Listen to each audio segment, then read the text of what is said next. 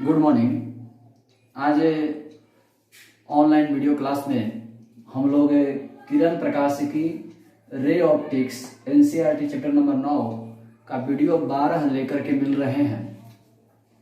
आज आप लोगों से हम एक रिक्वेस्ट करेंगे कि यदि आप वीडियो देख रहे हैं, पढ़ाई कर रहे हैं वीडियो के माध्यम से, तो किसी भी तरह की समस्या आपके सामने आ रही हो, समझने का या कोई प्रश्न हो या कोई साउंड क्वालिटी, वीडियो क्वालिटी या किसी भी तरह का कोई प्रॉब्लम हो, किसी भी तरह की कोई बात हो, तो आप मेरे टेलीग्राम लिंक पर या व्हाट्सएप पर आप इंफॉर्मेशन दें, आप मुझे इन्फॉर्म करें, जिससे कि हम आपकी समस्या को सॉल्व करने की कोशिश करें, आपकी प्रॉब्लम को सॉल्व करने की कोशिश करें। क्योंकि हम लोग का ये जो YouTube के माध्यम से जो हम लोग पढ़ाई कर रहे हैं, ये अभी कुछ दिन तक चलेगा। इसीलिए हम चाहेंगे कि आपकी जो पढ़ाई है वो बहुत हद तक इम्प्रूव की जाए, थोड़ा उसका लेवल बढ़ाया जाए। इसीलिए आपका कोई भी समस्या हो, किसी भी तरह की समस्या हो, उसको आप मुझे बताएं, हम उसको सॉल्व करने की कोशिश करेंगे। और सब लोग घर पर मेहनत करें, पढ़ाई जारी करें, क्योंकि आप लॉकडाउन खुलने का इंतजार करेंगे तो ये अभी बहुत ज़्यादा लंबा दिन तक जाने वाला है। इसीलिए आप पढ़ाई जारी करें, पढ़ाई स्टार्ट कर दें विधिवत, और मेहनत करने की कोशिश करें। वीडियो के माध्यम से पढ़ना स्वाभाविक सी बात है, थोड़ा मेहनत है तो आपको थोड़ा ज़्यादा मेहनत करना पड़ेगा, तो आप जारी कर दें, स्टार्ट कर दें पढ़ाई। तो हम लोग आज बात कर रहे थे कल पिछला क्लास में अपवर्तनांक के बारे में, तो आज हम लोग उसी अपवर्तनांक की क्लास को आगे बढ़ाएंगे। अपवर्तनांक क्या है? तो शून्य में प्रकाश की चाल एवं माध्यम में प्रकाश की चाल के अनुपात को उस माध्यम का अपवर्तनांक कहते हैं। जिस माध्यम में हमने प्रकाश की चाल की बात की, उस माध्यम का अपवर्तनांक कहते हैं। एग्जाम्पल समझें, शून्य में प्रकाश की चाल बटा जल में प्रकाश की चाल बराबर होगा जल का अपवर्तनांक, जैसा कि हम पिछला क्लास में बताए थे। अपवर्तनांक को म्यू द्वारा सूचित किया जाता है। इसका कोई मात्रक एवं विमा नहीं होता है, यह एकमात्र संख्या होता है। अपवर्तनांक एकमात्र संख्या होता है, इसका कोई मात्रक एवं विमा नहीं होता है। हमने अपवर्तनांक के गुण के बारे में पिछला क्लास में चर्चा की कि अपवर्तनांक, वायु का अपवर्तनांक सबसे कम 1 होता है, हीरा का अपवर्तनांक सबसे अधिक 2.4 होता है। जिस माध्यम का अपवर्तनांक कम होता है वो विरल माध्यम माना जाएगा, और जिस माध्यम का अपवर्तनांक अधिक होगा वो सघन माध्यम होगा। हम 2 माध्यम लेंगे, उन दोनों में से जिसका अपवर्तनांक कम होगा उसको विरल कहेंगे, और जिसका अपवर्तनांक अधिक होगा उसको सघन कहेंगे। तो उसके आगे हम बात कर रहे थे कि सघन माध्यम में वेग का मान घट जाता है और विरल माध्यम में वेग का मान बढ़ जाता है। यानी कुल मिलाकर हम बताए थे पिछला क्लास में कि अलग अलग माध्यम में वेग का मान अलग अलग होता है। तो वही बात यहाँ कह रहा है कि सघन माध्यम में वेग का मान घट जाता है और विरल माध्यम में वेग का मान बढ़ जाता है। यहाँ तक हम पिछला क्लास में बात किए थे। अब हम लोग आगे बढ़ते हैं, ध्यान दीजिएगा। अपवर्तनांक बराबर एक माध्यम में प्रकाश की चाल, एक माध्यम में प्रकाश की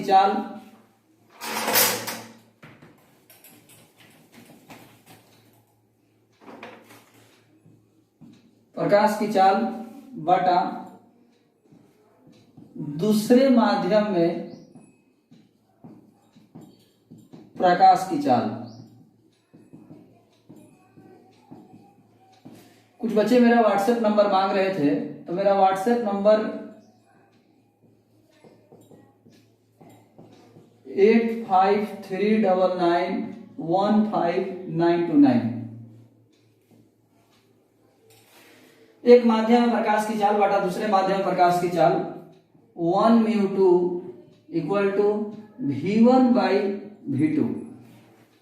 V1 हो गया पहले माध्यम में प्रकाश की चाल, V2 हो गया दूसरे माध्यम में प्रकाश की चाल। V1 पहले माध्यम में प्रकाश की चाल, v2 दूसरे माध्यम में प्रकाश की चाल, तो 1μ2 बराबर v1/v2। अब हम इस सूत्र को थोड़ा इंप्रूव कर रहे हैं, ध्यान दीजिएगा। 1μ2 इक्वल टू v1/v2 को थोड़ा ध्यान दीजिएगा कैसे लिख रहे हैं हम, c/v2 बटा c/v1।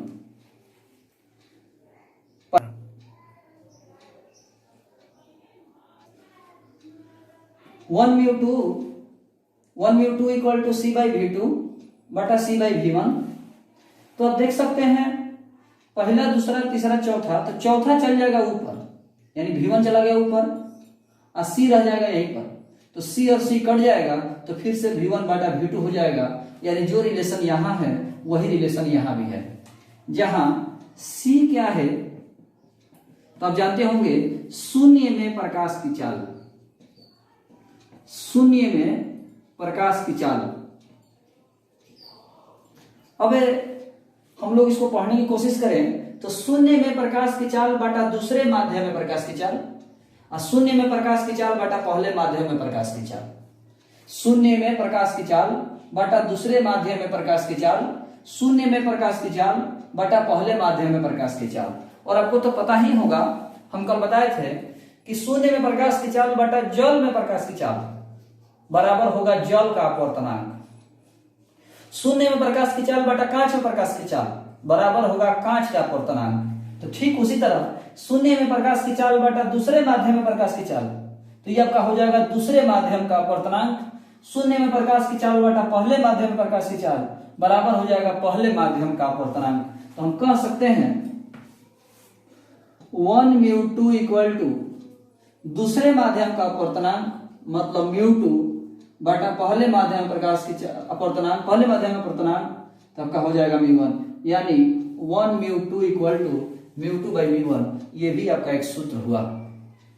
एक सूत्र आपका यहां हो गया 1μ2 इक्वल टू v1/v2, एक सूत्र हो गया 1μ2 इक्वल टू μ2/μ1। ये सूत्र आपका बहुत ही काम का है, आप इसको ऐसे ध्यान रखें कि 1μ2 है तो μ2 बटा μ1 होगा, यानी जो यहां है वो पहले ऊपर होगा, जो यहां है वो नीचे होगा। इसको आप ऐसे ही ध्यान रखें कि उल्टा होगा।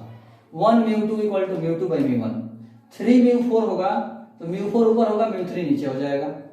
जैसे हम बात करें wμg, तो आपका μg हो जाएगा ऊपर और μw हो जाएगा नीचे। जो यहां है वो ऊपर होगा, जो यहां है वो नीचे होगा। ये हमारा एक अपवर्तनांक का गुण हुआ। हम लोग अब अगले पॉइंट की बात करेंगे, ध्यान दीजिएगा। चूंकि हम जानते हैं कि 1μ2 इक्वल टू, जस्ट अभी आपने देखा v1/v2, 1μ2 इक्वल टू v1/v2। तो v1 क्या है तो पहले माध्यम में प्रकाश का वेग, v2 क्या है दूसरे माध्यम में प्रकाश का वेग। जस्ट अभी आपने अगला पॉइंट देखा था। तो 1μ2 इक्वल टू v1/v2, v1 क्या है तो पहले माध्यम में प्रकाश का वेग, v2 क्या है तो दूसरे माध्यम में प्रकाश का वेग। तो 1μ2 इक्वल टू, अब यहां ध्यान दीजिएगा, एक सूत्र होता है v बराबर n इंटू लैम्डा, वेग बराबर आवृत्ति गुना तरंग दैर्घ्य, वेग बराबर आवृत्ति गुना तरंग दैर्घ्य, v बराबर n इंटू लैम्डा, वेग बराबर आवृत्ति गुना तरंग दैर्घ्य। तो पहले माध्यम में वेग बराबर पहले माध्यम की आवृत्ति गुना पहले माध्यम का तरंग दैर्घ्य, पहले माध्यम में आवृत्ति गुना पहले माध्यम का तरंग दैर्घ्य बाटा दूसरे माध्यम की आवृत्ति गुना दूसरे माध्यम का तरंग दैर्घ्य। पहले माध्यम का वेग बराबर पहले माध्यम की आवृत्ति गुना पहले माध्यम में तरंग दैर्घ्य, और दूसरे माध्यम के वेग बराबर दूसरे माध्यम में आवृत्ति गुना दूसरे माध्यम का तरंग दैर्घ्य। अब यहाँ पर एक सवाल है, यदि आपको सवाल वो पकड़ में आ गया हो, जिन बच्चों को तो बहुत अच्छी बात है, जिनको पकड़ में नहीं आया वो थोड़ा सा फोकस करें और पढ़ाई पर मेहनत करें कि n1 और n2 नहीं होगा। पहले माध्यम में आवृत्ति गुना पहले माध्यम में तरंग दैर्घ्य, दूसरे माध्यम में आवृत्ति गुना दूसरे माध्यम में तरंग दैर्घ्य, तो n1 और n2 नहीं होगा। क्यों नहीं होगा? क्योंकि याद कीजिए हम कल बताए थे पिछला वीडियो में कि जब प्रकाश किरण एक माध्यम से दूसरे माध्यम में जाती है तो वेग बदल जाता है, तरंगदैर्घ्य बदल जाता है, लेकिन आवृत्ति नहीं बदलता है। पिछले क्लास में मैंने बताया था कि आवृत्ति अपरिवर्तित रहता है, एक माध्यम से दूसरे माध्यम में जाने पर आवृत्ति में कोई परिवर्तन नहीं होता है। कल हम इंपॉर्टेंट क्वेश्चन कह करके बताए थे, इसीलिए N1 और N2 नहीं होगा, N ही रहेगा। तो जिन बच्चों को ये सवाल पकड़ में आ गया था वो बहुत अच्छी बात है, लेकिन जिनको पकड़ में नहीं आया उनको ध्यान देने की जरूरत है। तो आवृत्ति कट जाएगा तो 1 μ2 equal to λ1 by λ2, 1 μ2 equal to λ1 by λ2, यानी 1 μ2 इक्वल टू हम लिख सकते हैं पहले माध्यम में तरंगदैर्घ्य, पहले माध्यम में तरंगदैर्घ्य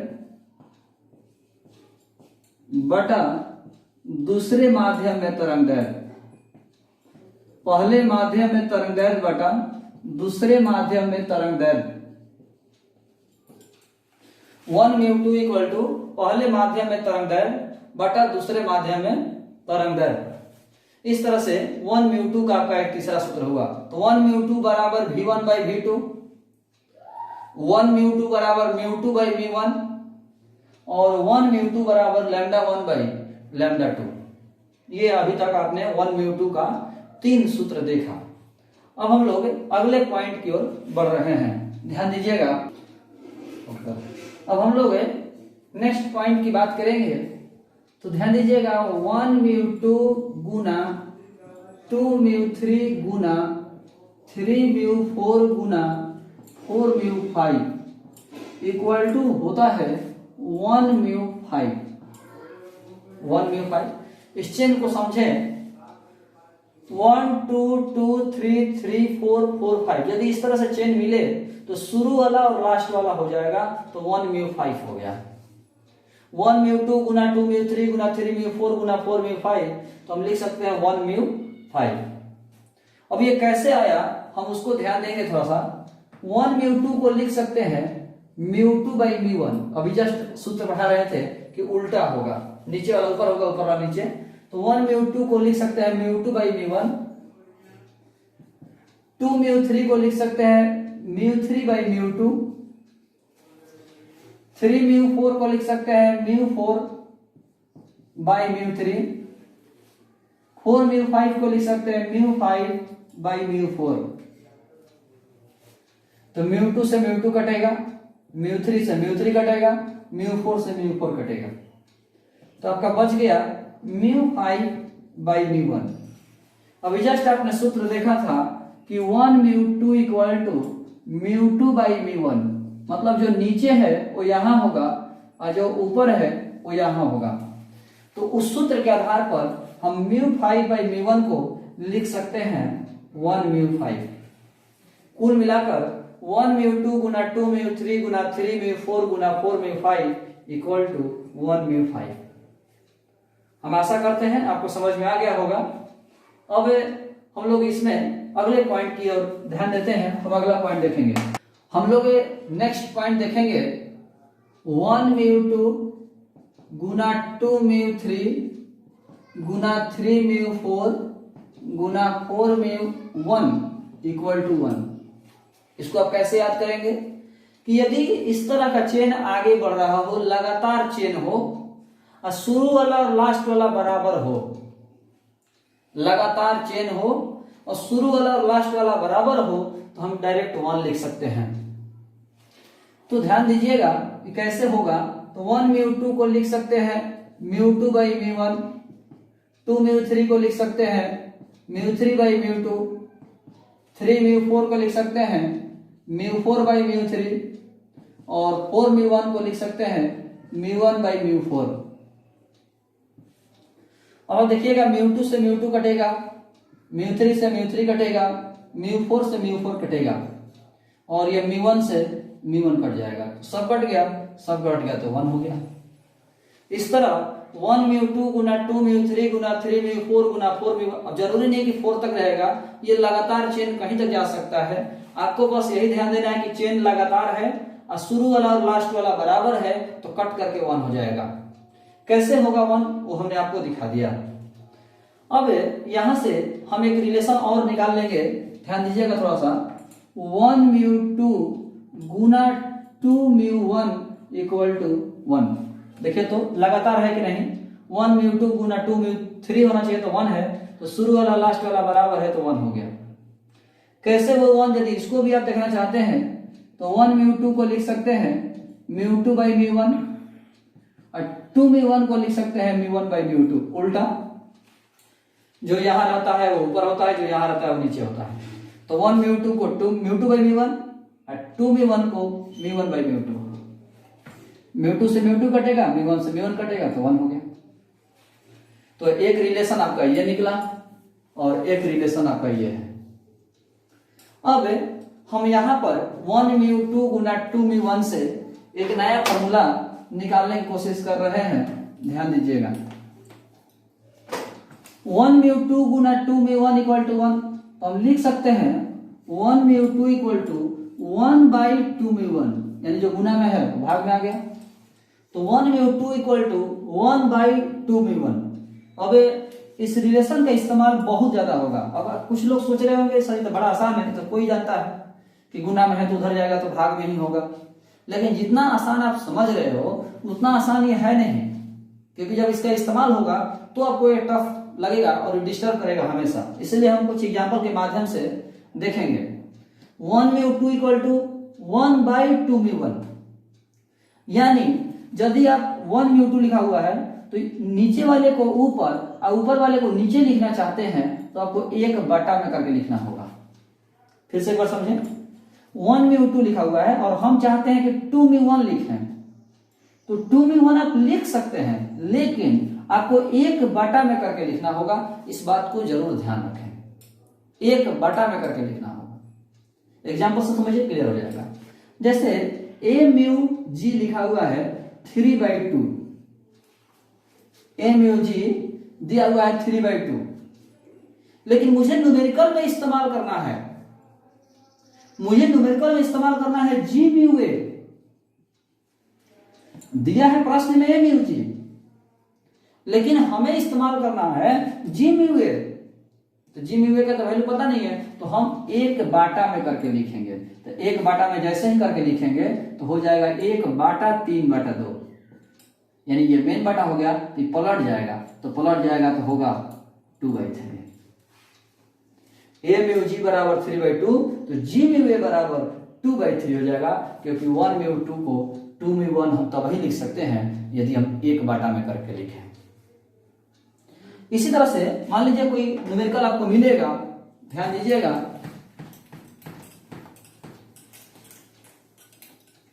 कहीं न्यूमेरिकल मिला gμw, gμw का मान लीजिए आपको दे दिया 9/8,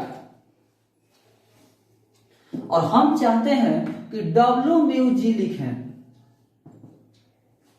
हम चाहते हैं कि wμg लिखें, तो wμg लिखना होगा तो 8/9 हो जाएगा, पलट जाएगा। जब इसको आप उल्टा करेंगे तो एक इस प्रकार अभी हम देखेंगे कि 1μ2 के हमारे पास कितने सूत्र हो चुके हैं। तो 1μ2 बराबर v1/v2, 1μ2 बराबर λ1/λ2, 1μ2 बराबर μ2/μ1 और 1μ2 बराबर 1/2μ1। तो अभी हम सभी पॉइंट्स पढ़ा दिए और उन सभी पॉइंट को एक जगह हमने कर दिया। तो जो लोग इस तरह से चीजें सोच पा रहे हैं वो बहुत अच्छी बात है, लेकिन जो लोग नहीं सोच पा रहे हैं कि 1μ2 के अभी हमारे पास 4 सूत्र हो चुके हैं, बहुत कम लोग ध्यान दिए होंगे। तो यदि आप ध्यान नहीं दिए हैं कि 4 सूत्र मेरा हो गया, तो आपको ध्यान देने की जरूरत है, थोड़ा सा और मेहनत करने की जरूरत पड़ेगी। तो इस प्रकार हम लोग अपवर्तनांक से रिलेटेड पॉइंट्स पढ़ लिए। अब हम एक पॉइंट और देखते हैं कि अपवर्तनांक बराबर वास्तविक गहराई बाटा आभासी गहराई। अपवर्तनांक बराबर वास्तविक गहराई बाटा आभासी गहराई। अपवर्तनांक बराबर वास्तविक गहराई बाटा आभासी गहराई, कैपिटल H बटा स्मॉल h। अब आप जरूर ध्यान रखेंगे कि अपवर्तनांक में वास्तविक गहराई जब भी होगा ऊपर होगा और आभासी गहराई नीचे होगा। कभी कभी जो दिन पड़ता है तो यहाँ पर अपवर्तनांक में ए म्यू डब्ल्यू होगा, ध्यान दीजिएगा। जब भी होगा तो ए म्यू डब्ल्यू बराबर ही होगा वास्तविक गहराई बटा आभासी गहराई।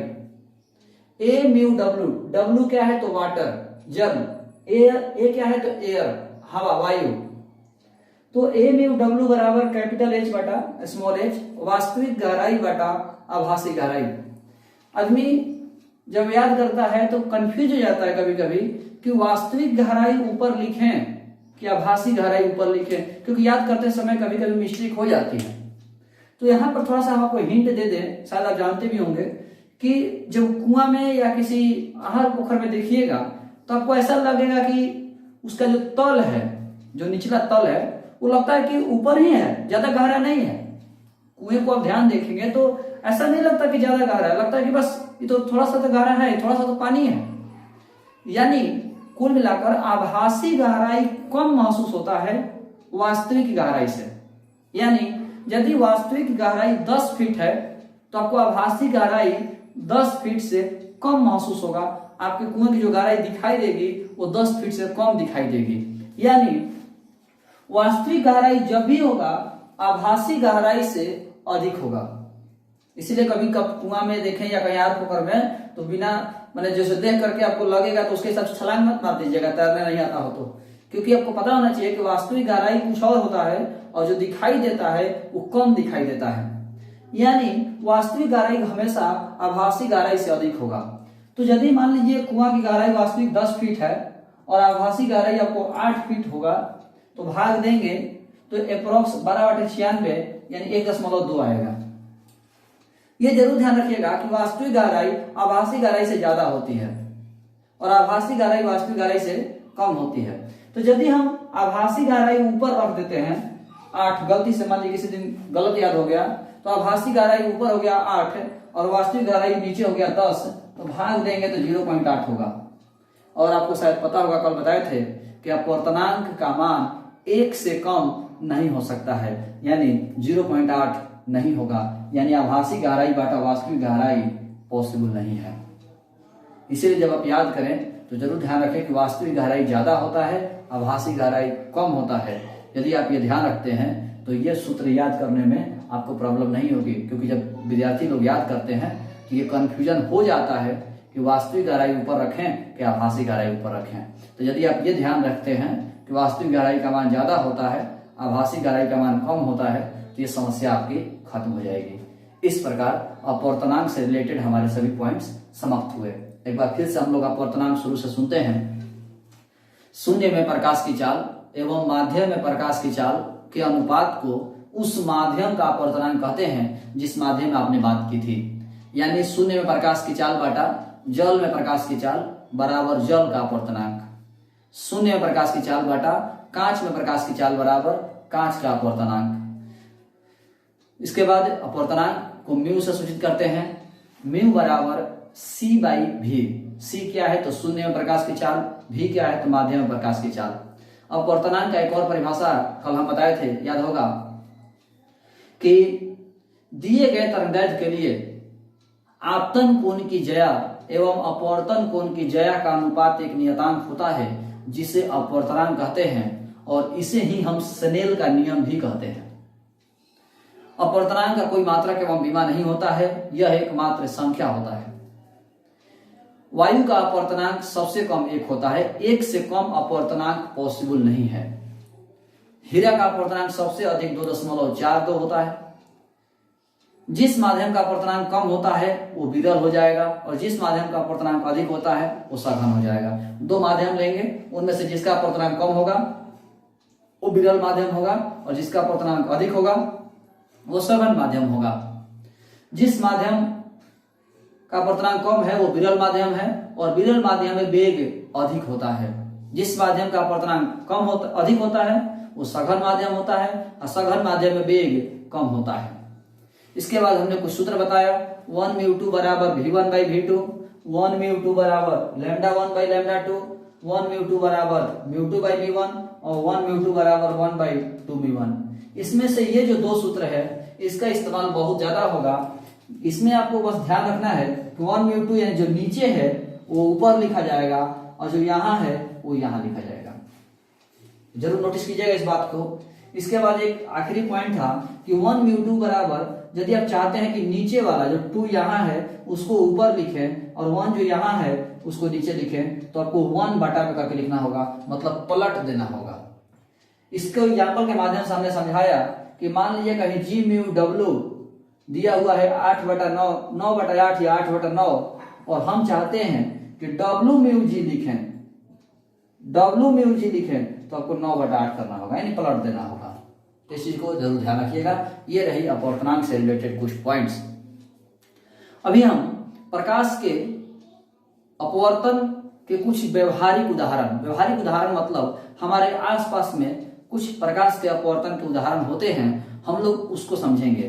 तो प्रकाश के अपवर्तन का पहला उदाहरण जो बहुत पहले से आप जानते होंगे कि जल में छड़ी को टेढ़ा दिखाई देना। जल में कोई छड़ी है, छड़ है, कोई बर्तन गाँव अपने घर में देखिएगा, किचन में कोई कलछुल या छोलनी जो भी होता है, वो जो है चम्मच आप देखें वो तिरछा हो जाता है, मुड़ा हुआ थोड़ा दिखाई देगा।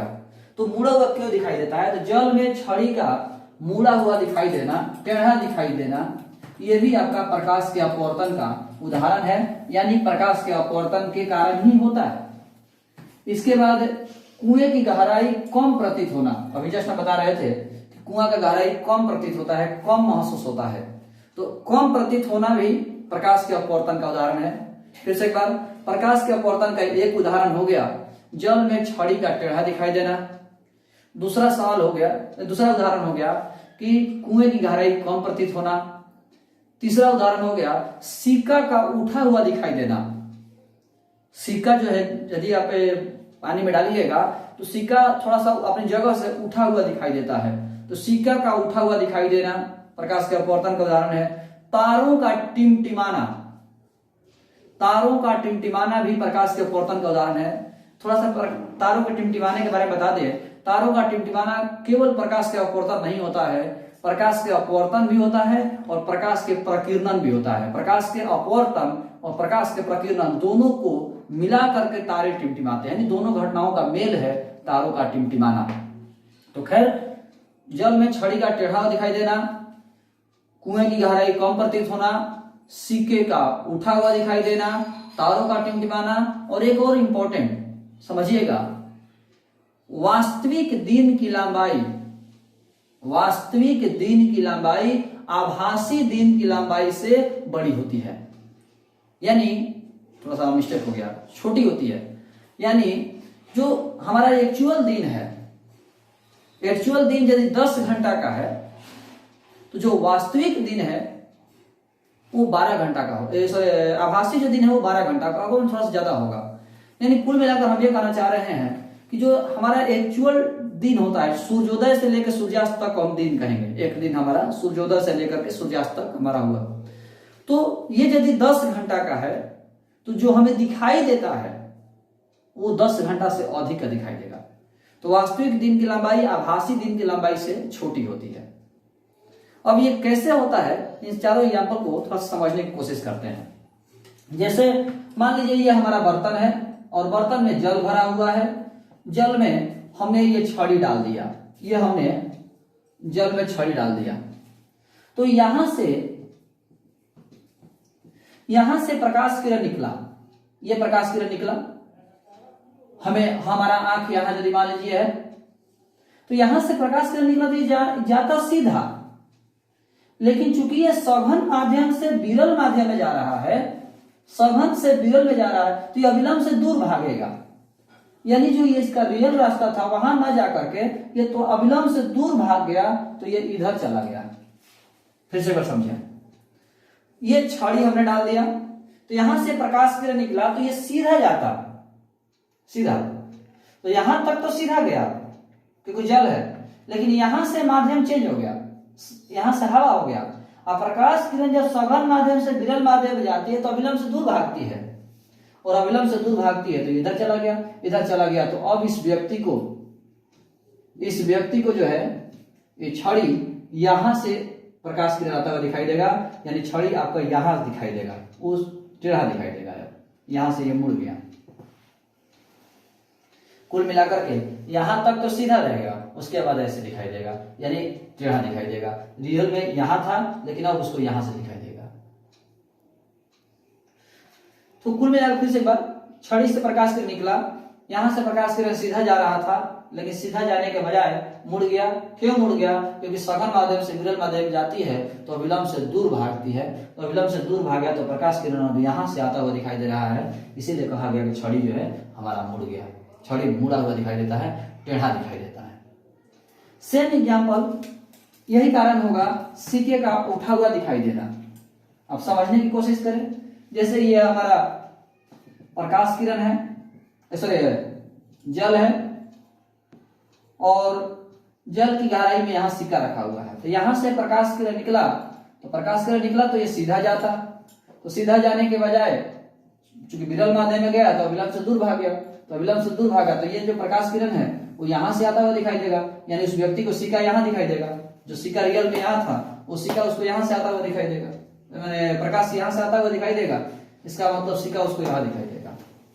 फिर से एक बार, सिक्का यहां है, प्रकाश किरण यहां से निकला, तो यहां से निकला तो प्रकाश सीधा जाता तो यहां उसको ठीक दिखाई देता, लेकिन चूंकि सीधा गया नहीं, सघन से विरल में गया तो अविलंब से दूर भागा, अविलंब से दूर भागा तो प्रकाश किरण यहां से आता हुआ दिखाई दिया, यानी व्यक्ति को सिक्का जो है यहां दिखाई देगा। क्योंकि कोई भी वस्तु से प्रकाश जब टकरा के आती है हमारी आंखों पे तो ही वस्तु दिखाई देता है, तो उस व्यक्ति को प्रकाश जो है यहां से आता हुआ दिखाई दे रहा है, यानी सिक्का उसको यहां दिखाई देगा, सिक्का यहां दिखाई देगा तो सिक्का उठा हुआ दिखाई दे रहा है। सेम चीज कुएं की गहराई से भी है, कुआं की गहराई यहां है, उसका सतह यहां है, सतह यहां है, तो प्रकाश किरण यहां से निकला तो मुड़ गया तो अब उसको सतह यहां दिखाई दे रहा है, तो जो गहराई इतना था अब उसको गहराई इतना ही महसूस हो रहा है, तो वास्तविक गहराई इतना था लेकिन महसूस उसको इतना ही हो रहा है, तो आभासी गहराई कम है, तो आभासी गहराई वास्तविक गहराई से कम होती है। सेम चीज है दिन वाला में भी, दिन वाला में क्या होता है समझिएगा, जैसे मान लीजिए यह हमारा पृथ्वी का कंडीशन है और सूर्य यहाँ है, सूर्य यहाँ है, तो सूर्य से प्रकाश किरण निकला तो जैसे ही हमारे वायुमंडल में गया तो ये घूम गया, थोड़ा अपनी सतह से मुड़ गया, तो ये अब जो है प्रकाश यहाँ से आता हुआ दिखाई देगा, यानी जो सूर्य यहाँ है उस व्यक्ति को सूर्य यहाँ दिखाई देगा, तो सूर्य यहाँ दिखाई देगा मतलब सूर्योदय हो चुका है, जो कि रियल में सूर्योदय नहीं हुआ अभी, सूर्य तो अभी यहीं पर है, लेकिन प्रकाश के अपवर्तन की वजह से सूर्य आपको दिखाई देने लगा यहाँ पर, यानी सूर्योदय हो चुका है, सूर्योदय हो गया। सेम चीज सूर्य यहाँ डूब भी जाता है, सूर्य यहाँ पहुंच गया, फिर भी अभी भी आपको सूर्य यही दिखाई देगा, सूर्य यहाँ जा चुका है, डूब गया है, फिर भी आपको यही दिखाई देगा, यही दिखाई देगा, इसका मतलब अभी भी सूर्यास्त नहीं हुआ है। कुल मिलाकर के सूर्योदय होने से पहले ही आपका दिन स्टार्ट हो गया, पहले ही दिन स्टार्ट हो गया, और सूर्यास्त होने के बाद भी आपको सूर्य दिखाई दे रहा है, मतलब अभी भी आपका दिन है। इसीलिए कह रहा है कि वास्तविक दिन की लंबाई कम होती है, सूर्योदय हुआ भी नहीं दिन स्टार्ट हो गया, तो पहले ही स्टार्ट हो गया तो फायदा हो गया, और सूर्यास्त होने के बाद भी दिन अभी भी है तो वहां भी आपको फायदा हुआ। तो इसीलिए कहता है कि वास्तविक दिन छोटा होता है, लेकिन जो हम लोग को दिखाई देता है, जो हम लोग को महसूस होता है वो बड़ा महसूस होता है। तो आभासी दिन की लंबाई वास्तविक दिन की लंबाई से जो है बड़ी होती है। ये रहे हमारे प्रकाश के अपवर्तन के कुछ उदाहरण। छड़ी का टेढ़ा दिखाई देना, कुएं की गहराई कम प्रतीत होना, सिक्के का उठा हुआ दिखाई देना, वास्तविक दिन की लंबाई जो है आभासी दिन की लंबाई से छोटी होती है। ये हमारे प्रकाश के अपवर्तन के उदाहरण है। तारों का टिमटिमाना भी है, लेकिन तारों का टिमटिमाना प्रकाश के प्रकीर्णन और प्रकाश के अपवर्तन दोनों घटनाओं का मेल होता है, क्योंकि रास्ते में माध्यम बार बार चेंज होते हैं, तो कभी तारा जो तारा यहाँ है कभी वो तारा यहाँ दिखाई देगा, क्योंकि प्रकाश किरण जैसे जैसे मुड़ेगा इधर उधर तो कभी यहाँ दिखाई देगा, कभी यहाँ दिखाई देगा, कभी यहाँ दिखाई देगा। इसीलिए हम लोग कहते हैं कि तारे जो है वही तारा है, लेकिन कभी यहाँ दिख रहा है, कभी यहाँ, कभी यहाँ, तो हम लोग कहते हैं कि तारे जो है टिमटिमा रहे हैं। जैसा कि आप देख सकते हैं सूर्य कभी यहाँ है, क्योंकि सूर्य वास्तव में यहाँ है लेकिन फिर यहाँ दिख रहा है, फिर से चेंज हो जाएगा तो फिर कहीं और दिखेगा, फिर से माध्यम चेंज होगा तो कहीं और दिखेगा। तो वायुमंडल में बार बार माध्यम चेंज होते हैं, तो तारे जो है अलग अलग जगह पे दिखाई देना शुरू करते हैं, तो तारे टिमटिमाते हुए महसूस होते हैं। ये हमारा प्रकाश के अपवर्तनांक के बारे में हुआ। अब प्रकाश के अपवर्तन के बारे में हुआ। थोड़ा सा यहाँ पर चर्चा कर देते हैं उत्तल दर्पण के प्रयोग और अवतल दर्पण के प्रयोग। आप जानते होंगे उत्तल दर्पण के उपयोग जो है गाड़ी के साइड मिरर के रूप में भी होता है। उत्तल दर्पण का उपयोग गाड़ी के साइड मिरर में होता है, कारण हम बता चुके हैं। और रोड लाइट में भी उत्तल दर्पण का उपयोग होता है। रोड लाइट या स्ट्रीट लाइट कहते हैं, स्ट्रीट गली होता है, तो रोड लाइट या स्ट्रीट लाइट में भी उत्तल दर्पण का प्रयोग होता है। अवतल दर्पण का प्रयोग के बारे में बात करें तो अवतल दर्पण का उपयोग पढ़े होंगे आप लोग हजामती दर्पण के रूप में, दाढ़ी बनाने वाले दर्पण के रूप में होता है। अवतल दर्पण का प्रयोग डॉक्टर द्वारा आंख, कान, नाक, गला आदि देखने में भी, ऑपरेशन थिएटर में भी देखे होंगे बड़ा सा लाइट नीचे लाया जाता है, तो या डॉक्टर लोग जो है आप देखे होंगे सर के ऊपर से लगा करके लाइट एक तरह का, और आपके चेहरे मैंने कान में या नाक में जो है देखता है लोग, तो अवतल दर्पण ही वो होता है। तो अवतल दर्पण का उपयोग जो है हजामती दर्पण में भी होता है, डॉक्टर द्वारा नाक, कान, गला आदि की जांच में भी होता है। तो इस तरह से हम अवतल दर्पण का उपयोग हजामती दर्पण और डॉक्टर द्वारा नाक, कान, गला आदि देखने में होता है। उत्तल दर्पण का उपयोग गाड़ी के साइड मिरर में और रोड लाइट या स्ट्रीट लाइट में होता है। तो इस तरह से हमारा अवतल दर्पण का उपयोग, उत्तल दर्पण का उपयोग, अपवर्तनांक और प्रकाश के अपवर्तन हमारा समाप्त हुआ। यहाँ से हम लोग अब जो टॉपिक पढ़ेंगे, अभी तक जो टॉपिक पढ़े हम कह सकते हैं कि वो सेकेंड ईयर में विशेष नहीं है। उसमें से कहीं कहीं का कुछ पॉइंट आपको सेकेंड ईयर में मिलेंगे। इस्तेमाल थ्योरी में है वो अलग बात है, लेकिन एग्जाम में पूछने की संभावनाएं बहुत कम है। लेकिन अब जो हम लोग पढ़ेंगे वो एग्जाम में पूछे जाएंगे, या यहाँ से आपका एग्जाम का पेपर स्टार्ट होगा। तो खैर आज के लिए इतना ही, धन्यवाद।